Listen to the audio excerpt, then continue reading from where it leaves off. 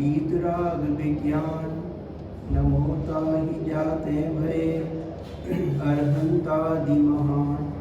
जो विद्यादि सागर सुधी जो विशुद्ध सागर सुधी गुरु है हितैषी। शुद्धात्म में निरत नित्य हितोपदेशी। बेपाप ग्रीष्म ऋतु में जल है सयाने। पूजून सतत केवल ज्ञान पाने। पूजून सतत केवल ज्ञान पाने। पूजून सतत केवल ज्ञान पाने।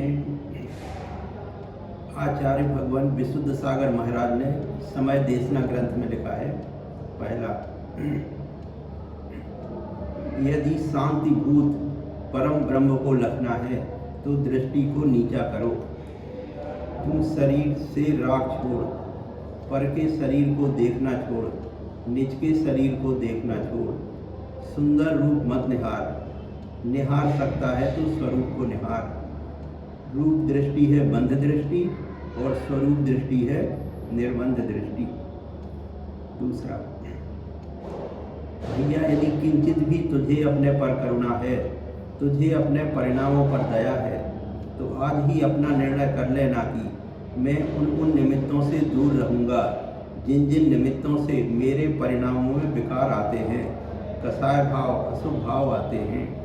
तीसरा, इस जीव ने परद्रव्यों में रागादि भाव करके संसार में भ्रमण किया है। इसका मुख्य कारण अंतरंग में ममत्व बुद्धि है।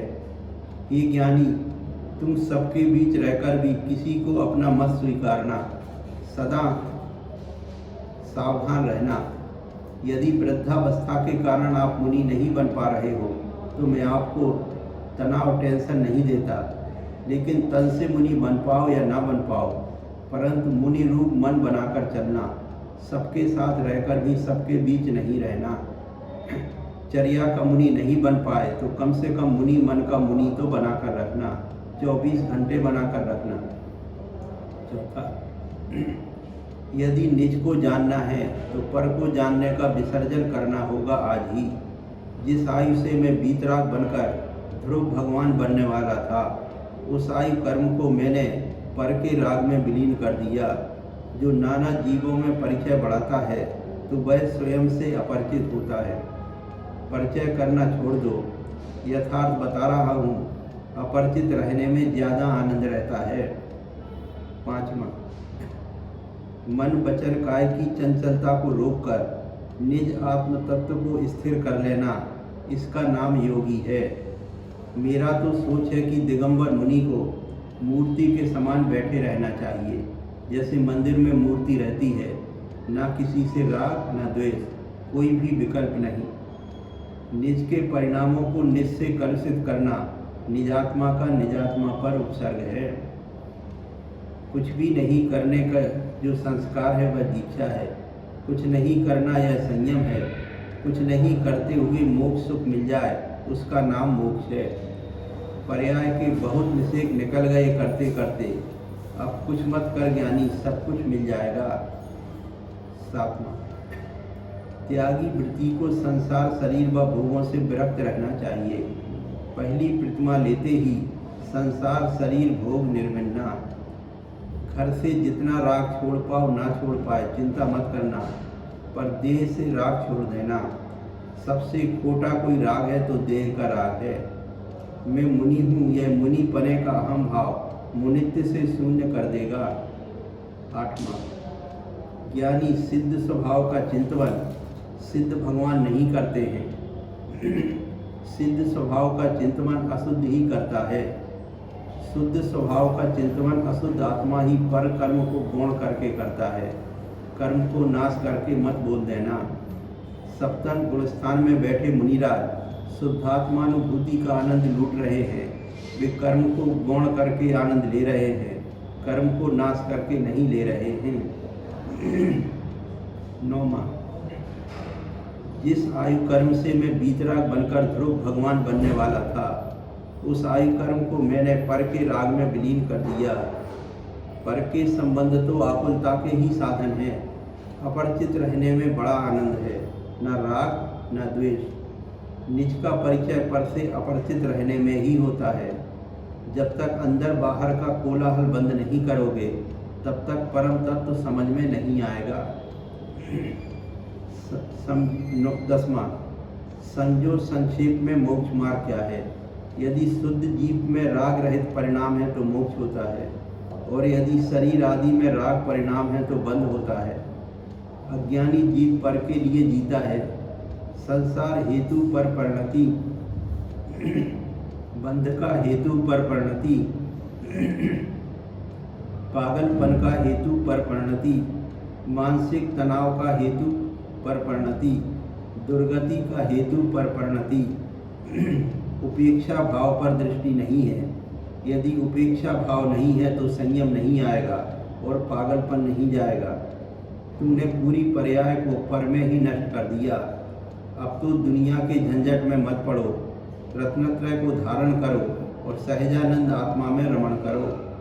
जो सहजानंद से विपरीत हैं वे परद्रव्य हैं, उनसे विरक्त हो जाओ। 11वां हे ज्ञानी, जब तुझे समझ में आ गया कि सारा जगत मुझसे भिन्न है तो इस जगत के मोह को छोड़ दो। मुझे किसी के परिचय से प्रयोजन नहीं। अपरिचित बनकर रहना सीखो। जनसंपर्क करोगे तो वचनावाद होगा, फिर चित्त में विक्षिप्तता आएगी, तो फिर स्वानुभव में कैसे जाएगा।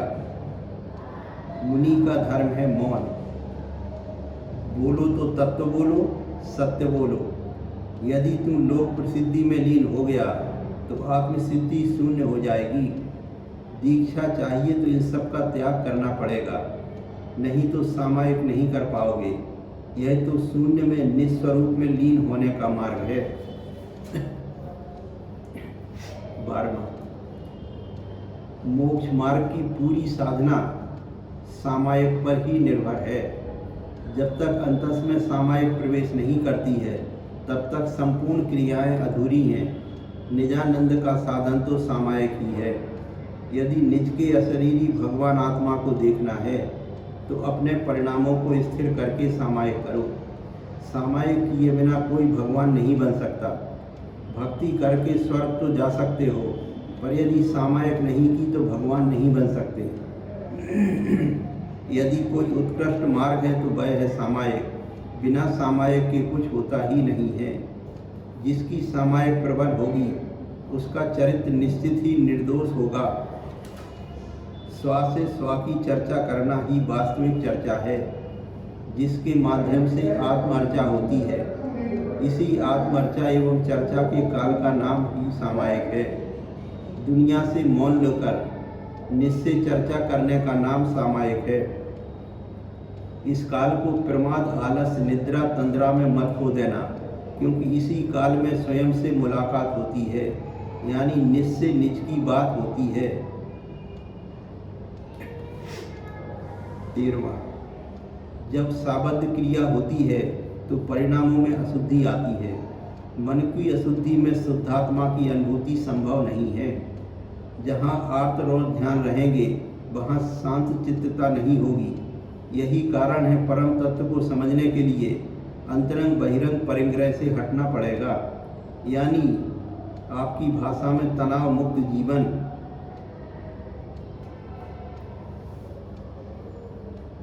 यदि तनाव युक्त जीवन रहेगा तो ज्ञानी माला की माला तो फेर सकते हो, पर मन निर्मल नहीं होगा। यह पूरा विषय मन की विशुद्धि का विषय है। आत्मालाद, आत्मप्रसाद, आत्मानंद यह तभी संभव है जब विकल्पों से शून्य होगा। 14वां वृत्तियों ध्यान दो। जो भाव वृत्ति हैं वही वृत्ति है। दिव्य वृत्ति की स्वगति नहीं होगी। देव गति हो जाए तो वह कौन सी स्वगति है? यदि कोई स्वगति है तो मात्र सिद्ध गति है। देव गति भी तो संसार ही है, जहाँ से वापस ना आना पड़े वही स्वगति है। इसलिए जो विषय उद्यान में लोलपी मन हस्ती रमण कर रहा है उसे ज्ञान अंकुश से बस कर लो, तभी सुरक्षित हो। अपने चित्त को चित्रों से बचा कर रखो। यह चित्त पहले चित्रों में जाता है, फिर अपने चरित्र को खो देता है। इसलिए साधक को अपनी दृष्टि नीची रखना चाहिए, विषम लिंगियों से दूर रहना चाहिए। प्रभावना हो तो एक किनारे रख देना, पर आत्मा की अप्रभावना मत कर देना। रत्नत्रय के तेज से आत्मा की प्रभावना करो। श्रावक दान पूजा करो। साधु से कहेंगे निज को निज से प्रभावित कर लेना, यही ज्ञानी प्रभावना अंग है। 15वां, हे ज्ञानी, तू खुली आंख होते हुए भी अंधा कैसे हो गया? विषयों में लिप्त कैसे हो गया? इंद्रिय विषय भोग शरीर आदि को नष्ट करने वाले हैं, उनमें लिप्त कैसे हो गया? मिले नहीं तो इच्छाओं में जल रहा था, मिले तो समझ में नहीं आया क्या हुआ? इंद्रियां शिथिल हो गई तो पश्चाताप कर लिया, त्रैकालिक कष्ट दे रहा है। संयमी को सदा सावधान रहना चाहिए, संयम अपना है। श्रीमद् राजचंद जी ने लिखा है, पैर रखते ही पाप लगता है और नजर उठाते ही जहर चढ़ता है। 16वां, स्टोपदेश ग्रंथ में लिखा है, यो यत्र निवास सन्नास्ते सा तत्र कुर्ते रतिम यो यत्र रमते तस्मादन्यत्र साना गच्छति। जिसका चित्त जहाँ निवास कर रहा है वह वहीं रमण को प्राप्त होता है, अन्यत्र जाता ही नहीं है। परिपूर्ण सुनिश्चितता से यह सूत्र स्थापित कर लेना, चित्त का चंचल स्थिर करना हमारे हाथ में है। हम चित्त के साथ रस ना लें तो चित्त चंचल नहीं हो सकता। यदि सामने टीवी चल रहा हो तो परीक्षा की घड़ी है, आंख उठाकर मत देखना। 17वां, आप कर्म बंध से तो डरते हो, पर कर्म बंद नहीं करते। कर्म बंद से मत डरो, उन कर्मों को करना बंद कर दो जिनसे कर्म बंद होते हैं। योगी कुछ नहीं करते, आप बहुत ऊंची ऊंची बातें करते हो, साधु ने ये छोड़ दिया, साधु ने वो छोड़ दिया। जो कर्म बंद के कर्म को बंद करके बैठता है उसी का नाम साधु है। 18वां, हे ज्ञानी, यदि तू वास्तव में ज्ञानी है तो अपने ज्ञान का उपयोग कर्म क्षय में कर, कर्म बंध में मत कर। वृद्धावस्था में तनाव टेंशन नहीं करना और जिम्मेदारी लेने की आवश्यकता नहीं है। छोड़ो ये सब, स्वतंत्र रहना सीखो। जितनी जिम्मेदारी है वह सब शुद्ध पागलपन है, शुद्ध पागलपन। सब हटाओ। अनंत भाव में पराधीन रहे हो, अब इस एक भाव में जागते जागते जीते जीते जी लो। कई लोग मुझसे कहते हैं कि महाराज श्री आपका प्रभाव बढ़ रहा है, कोई तीर्थ गोद ले लो, कोई काम दो, ऐसा कहते हैं। मैंने कहा जिस पागलपन को छोड़कर आया हूँ उसी पागलपन में फिर चला आ जाऊँ। अनंत पर्याय पराधीनता में बीत गई, एक साधु पर्याय मिली है तो इसे क्यों पर के हाथ सौंप दूँ, इसको तो कम से कम स्वच्छ रख। 19वां, मन शरीर के स्थिर होने पर निज माणिक नजर आता है, थक के मन संकल्पे। ज्ञानी जब तक मन के संकल्प नहीं थकेंगे तब तक विषयों का व्यापार बंद नहीं होगा, और जब तक विषयों का व्यापार बंद नहीं होगा तब तक निज भगवान आत्मा दर्शन नहीं दे सकता। यदि स्वानुभूति लेनी है तो पूर्णतः निर्दोष चारित्र का पालन करो। आचार्य गुणभद्र महाराज ने आत्मानुशासन ग्रंथ में लिखा है, लोक में आश्चर्य उत्पत्ति के दो प्रमुख कारण हैं। पहला है संयम तप को ग्रहण करके फिर उसे छोड़ देना, और दूसरा आश्चर्य है अमृत को पीकर उसका वमन करना। इस लोक में सत सत कौतो, किंतु हमें दो ही भाषे, अमृत पीकर बमे अभागे, संयम निधि पाकर त्यागे। संयम कई जन्मों के पुण्य से बड़ी दुर्लभता से मिलता है, और कोई उसे पाकर छोड़ दे और कोई अमृत को पीकर कुल्ला कर दे। जिस अमृत को पीकर अमर हो सकते थे उसे अज्ञानी जीव ने कुल्ला करके बाहर कर दिया। तो उससे बड़ा अभागा कोई नहीं है। इससे पता चलता है कि संयम धारण किए बिना नहीं होना मुक्ति, नहीं बढ़ना मोक्ष मार्ग। संयम अंश जगो जहाँ भोग अरुचि परिणाम, उदय प्रतिज्ञा को भयो, प्रतिमा तापो नाम। जिसने मुक्ति को प्राप्त कराने वाले संयम को धारण करके छोड़ दिया, उसने स्वयं अपने घर आई मुक्ति को ठुकरा दिया। संयमी को अपने अंतरंग परिणामों से सदा सावधान रहना चाहिए। चलना, बोलना, भोजन करना आदि प्रत्येक क्रिया में सावधान रहकर अपनी रक्षा करना चाहिए। 20वां, मैं मुनि इसलिए हूँ कि पापों से मौन हूँ। मुनि पापों से बात नहीं करता। जब भी आप मुनि बनो, आर्यिका बनो, तो ध्यान रखना बाहरी कार्यों में अपना जीवन बर्बाद नहीं करना। साधु के 2 ही कार्य हैं, तप और श्रुत। सदा 5 पापों से दूर रहना चाहिए। यदि आप महाव्रती बन गए पर निस्वभाव में लीन नहीं हुए तो मुनि क्यों बने थे? आचार्य समंतभद्र महाराज ने लिखा है, ज्ञान ध्यान तपोरक्ता साधु सा प्रशस्यते। वही साधु प्रशंसनीय है जो ज्ञान ध्यान में लीन रहता है। 21वां, त्याग साधना के लिए होता है। साधक साधना मौन से करे तो साधना का आनंद आता है, और साधना का व्याख्यान करेगा तो व्याख्यान का आनंद आएगा, परंतु साधना का आनंद नहीं आएगा। क्रिया करो पर कहो मत। 22वां, हे मुमुक्षु, तुम कब तक लोकाचार में रहेगा? लोकोत्तराचार की ओर चलो। भव का अभिनंदन कब तक करते रहोगे? अब तो भवातीत पर दृष्टिपात करो। आत्मगंगा में लीन होता है तो बाहरी गंगाओं से दूर होना पड़ेगा। जनश्रुति जनसंपर्क स्वानुभूति का शत्रु है।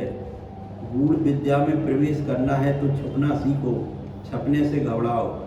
लोकोत्तराचार में लवलीन होना है तो लोकाचार से पृथक्त्व भाव का चिंतन करो।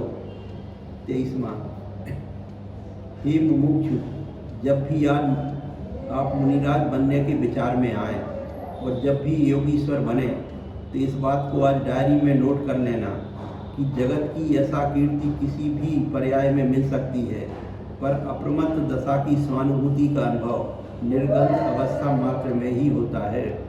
इसे प्रपंचों में नष्ट नहीं करना, इसे तो प्रकाश की ओर ले जाना। आपको सब मिल सकता है, पर आत्म वैभव जिन मुद्रा में ही मिलता है। 24वां, ये ज्ञानी, कैसी भी विपरीत परिस्थिति आ जाए परंतु अपने आप को कष्ट में नहीं स्वीकारना। विश्व में कष्ट तो दिए जा सकते हैं लेकिन दुखी नहीं किया जा सकता। कष्ट देना परसापेक्ष है, दुखी होना स्वसापेक्षता है।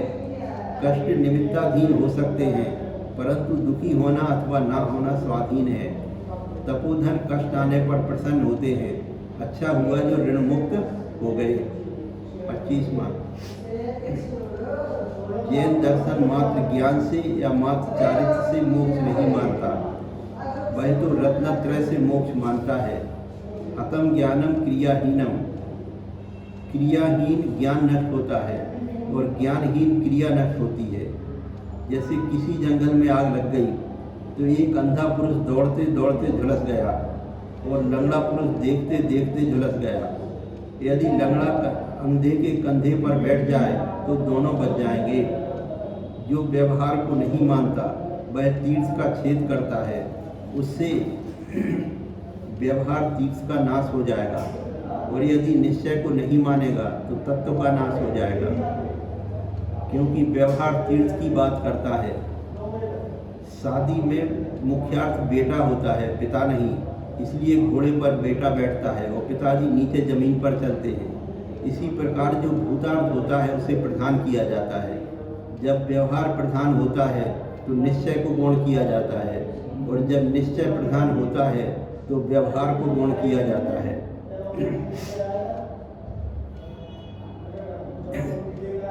प्रतिक्रमण करते हैं तो व्यवहार को मुख्य करते हैं।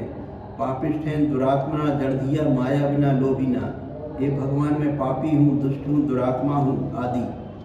और जब सामायिक की जाती है तो निश्चय को मुख्य किया जाता है।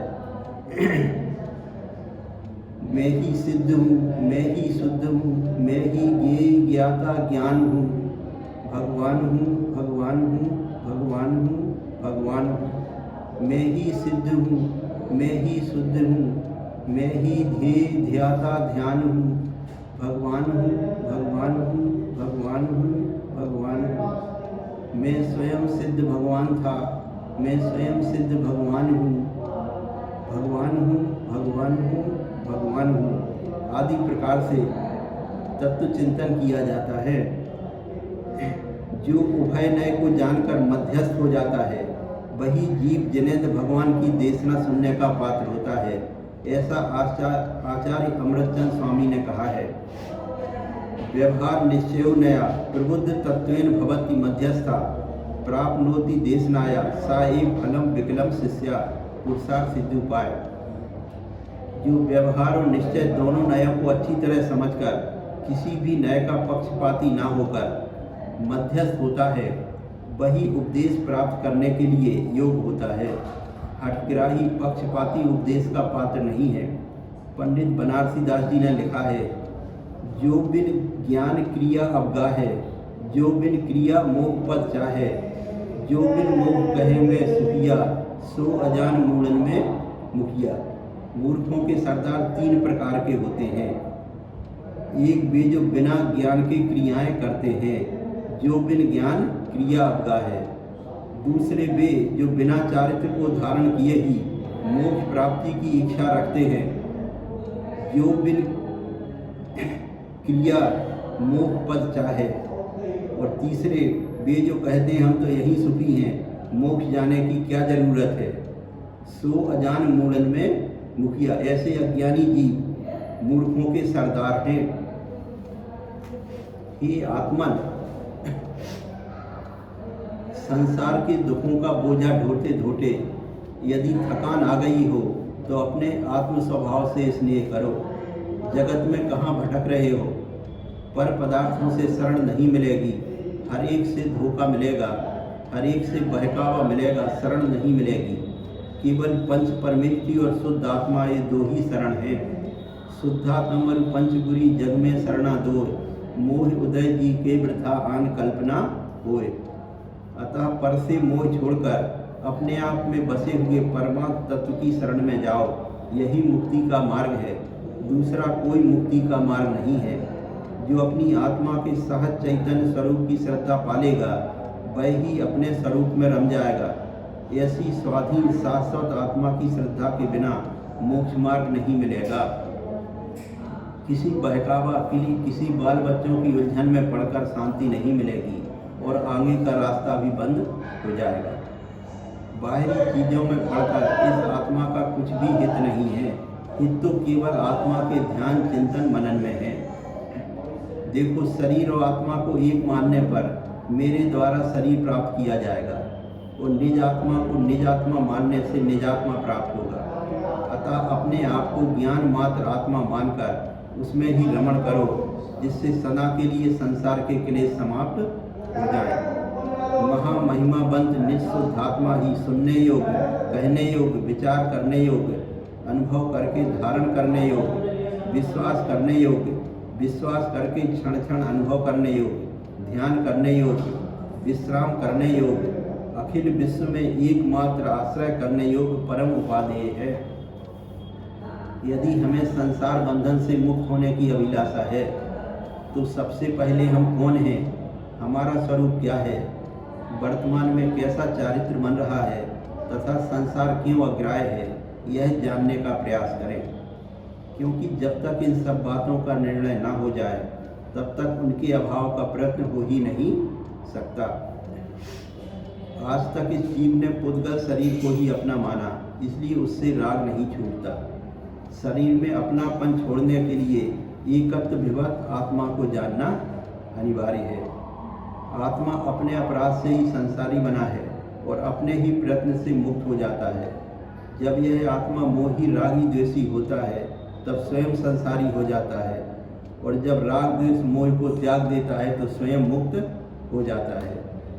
अतः जो संसार बंधन से छूटना चाहते हैं, उन्हें उचित है कि वे शरीर को अपना मानना छोड़ दें। जगत में जितना भी क्लेश है, वह सब आत्मा के भ्रम का क्लेश है। जैसे मनुष्य सब एक ही ढंग से पैदा होते हैं, एक ही ढंग से मरते हैं और एक ही ढंग से राग द्वेष करते हैं, इसी तरह जगत के समस्त प्राणी एक ही ढंग से दुखी होते हैं और वह है भ्रम। शरीर आदि बाहरी पदार्थों में आत्म तत्व का भ्रम हो गया, इसलिए क्लेश हुआ है। जब इस भ्रम को नष्ट करेंगे तो ये क्लेश नष्ट हो सकते हैं, अन्यथा नहीं होंगे। दुखों का मूल कारण हमारी अज्ञानता है।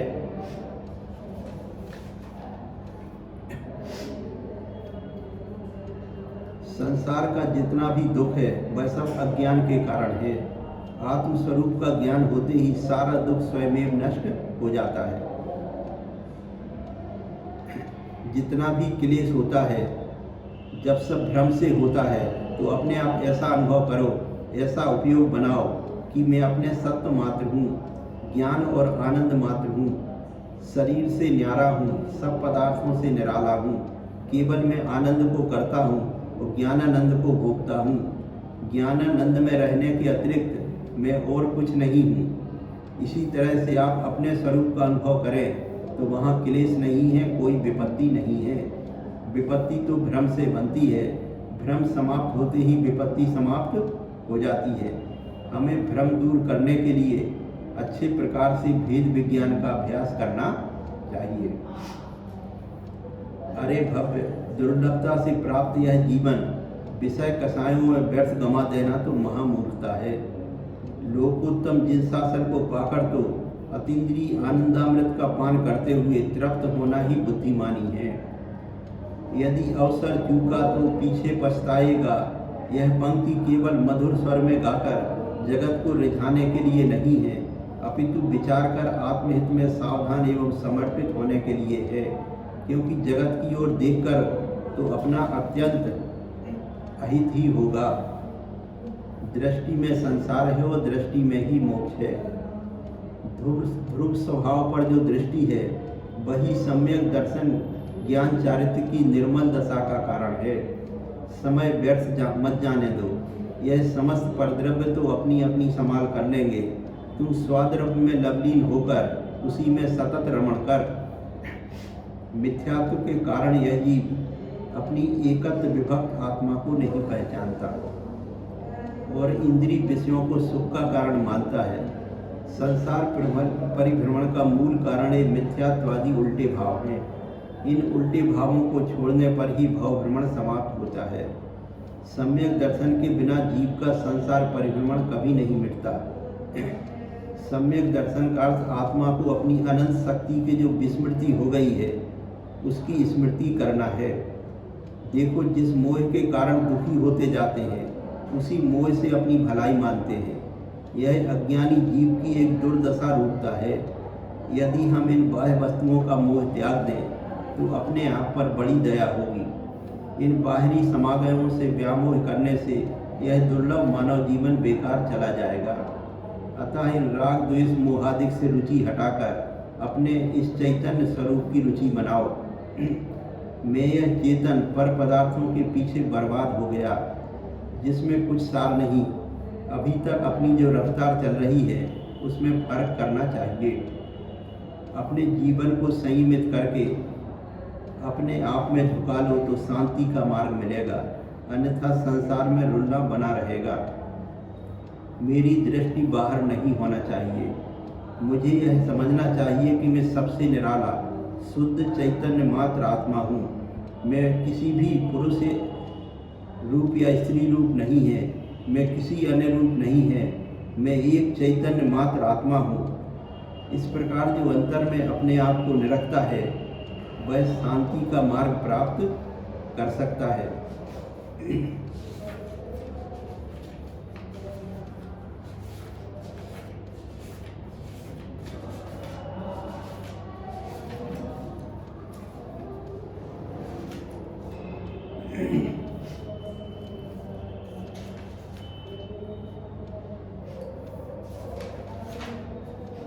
आत्मा का स्वरूप ज्ञान दर्शन उपयोगमयी है।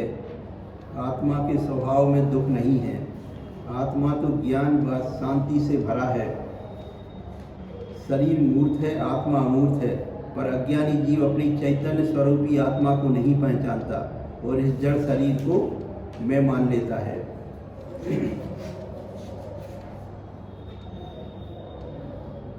मोह महामत पियो अनादि फूल आपको भरमत बादी। इस जीव ने अनादि काल से मोह रूपी शराब पी रखी है, इसलिए यह अपने को भूलकर शरीर में अपनापन करता है और व्यर्थ में संसार में भ्रमण करता है।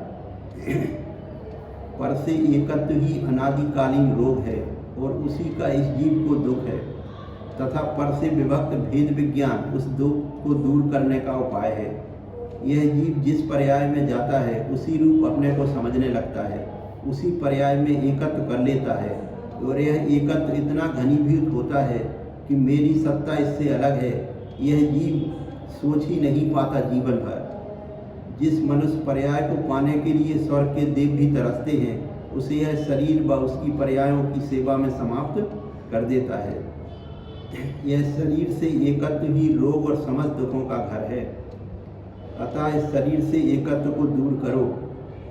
शरीर जड़ है और आत्मा चेतन है, दोनों का एक क्षेत्रावगाह संबंध होने पर भी वे कभी एक नहीं हो सकते, भिन्न भिन्न ही है। यदि शरीर से एकत्व बुद्धि छूट जाए तो अनंत कष्ट दूर हो जाए। यदि शरीर के साथ अपनापन करोगे तो दुख कभी दूर नहीं होगा, क्योंकि वह कभी स्व नहीं है, हमेशा पर है। और यदि आत्मा के साथ परायापन करोगे तो कभी सुख नहीं होगा। अतः अपनी मान्यता को बदलो। मैं शरीर नहीं हूँ, मैं आत्मा हूँ। मान्यता का परिवर्तन ही संसार की सबसे बड़ी क्रांति है। मान्यता बदलते ही मोह समाप्त हो जाएगा। मोह तो धोखा है और यही संसार भ्रमण का कारण है। सकल दुखों और संसार भ्रमण का मूल कारण शरीर को अपना मानना है। जितना जितना शरीर को अपना मानोगे उतना उतना राग बढ़ता जाएगा और जितना जितना शरीर को आत्मा से भिन्न मानोगे तो राग पिघलने लगेगा। जड़तन में आत्मत्व बुद्धि ही सकल दुखों की है दृढ़ मूल। इस जड़देह में आत्म बुद्धि ही अनंत कष्टों की एकमात्र मजबूत जड़ है। जहाँ इस शरीर को माना कि मैं यह हूँ, तहाँ ही इसके सारे नटखट अटपट चलने लगे।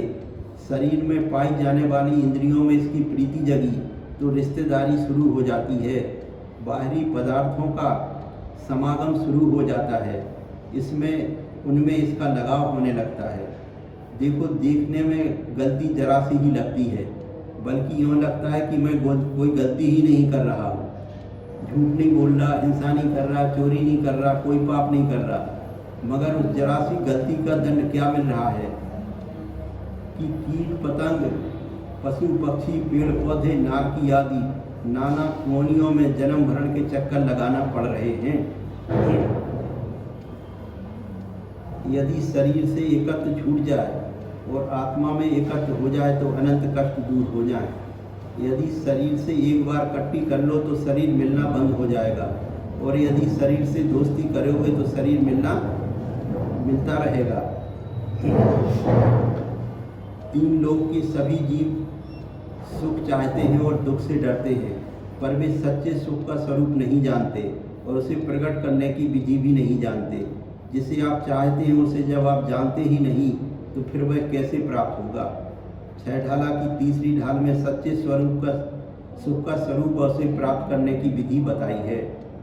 आत्म को हित है सुख सो सुख आकुलता बिन कहिए, आकुलता से माही न ताते से मग लाग्यो चाहिए। सम्यक दर्शन ज्ञान चरण से मग सो दुविध विचारो, जो सत्यारथ रूप सो निश्चय कारण सो व्यवहारो। आत्मा का हित सुख पाने में है और वह सुख आकुलता से रहित है। आकुलता मोक्ष में नहीं है, इसलिए मोक्ष मार्ग में लगना चाहिए। सम्यक दर्शन, सम्यक ज्ञान, सम्यक चारित्र की एकता ही मोक्ष मार्ग है। सुख तो आत्मा का स्वभाव है। जिन जिन ने सुख को आत्मा में खोजा वे भगवान बन गए।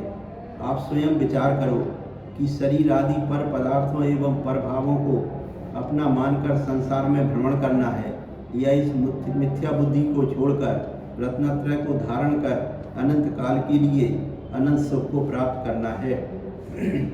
सम्यक दर्शन, सम्यक ज्ञान, सम्यक चारित्र को रत्नत्रय कहते हैं। रत्नत्रय वह अमूल्य निधि है जिसकी तुलना संसार की समस्त संपदा से भी नहीं की जा सकती। रत्नत्रय को धारण कर लेने पर राग द्वेष मोह का विनाश हो जाता है और राग द्वेष मोह का विनाश होने से दुख का भी विनाश हो जाता है तथा आत्मा में सहज अतीन्द्रिय सुख का संचार होता है।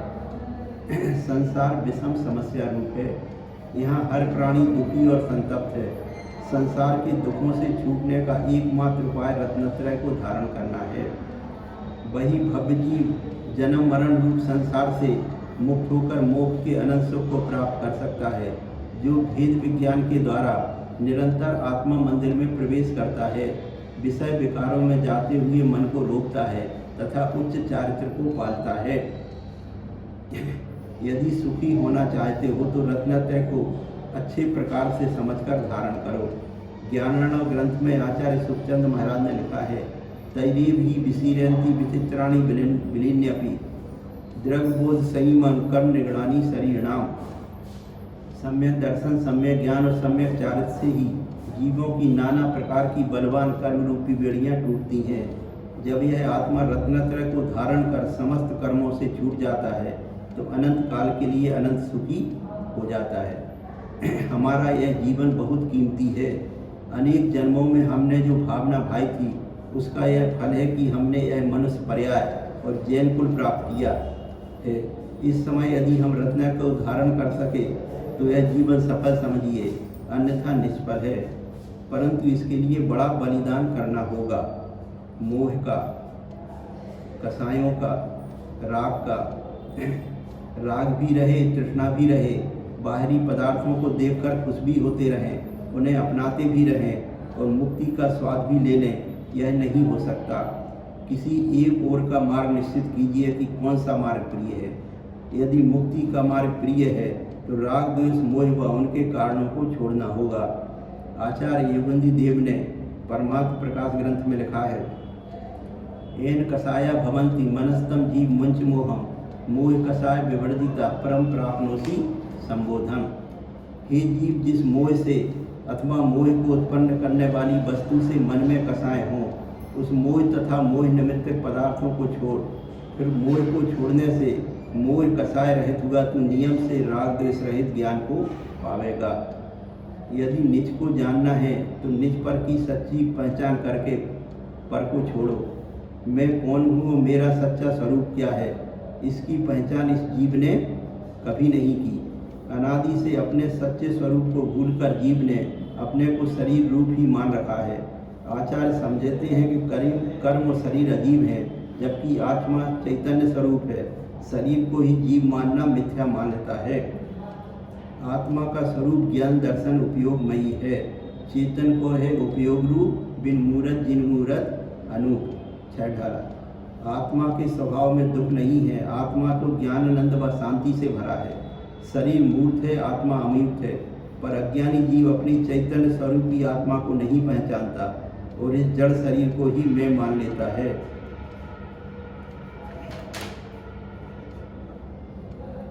हे जीव, तू अपने आत्मस्वरूप का ख्याल कर और जो सारे विकल्प बने हुए हैं उनको भुला दे तो तेरा हित होगा।